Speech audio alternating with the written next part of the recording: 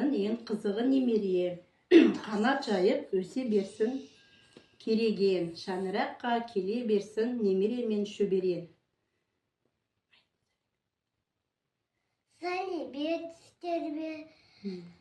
Benim adım Asılım. Менің есімім Жолдыгарина Маржан Вахит қызы. Біз бүгін немерем екеуміз қазақтың салт дәстүрі бойынша шелпек жасаймыз. Міне немеремнің аты менің Асылым. Асылым, міне екеуміз шелпек жасайық. Мәсілім. Біз Асылым, біз екеуміз бүгін не жасайын деп жатырмыз? Не жасаймыз?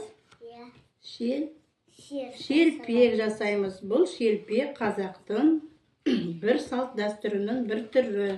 Бұл шелпекті өзіміздің қайтқан әке-шешемізге, ата-бабамызға Құран оқып бағыштаймыз. Bir tәжірибе тақпақ айтып беремін. Рахмет сізге Айжатай. Ертегі айтып бересіз. Ағысып көп Айжатай.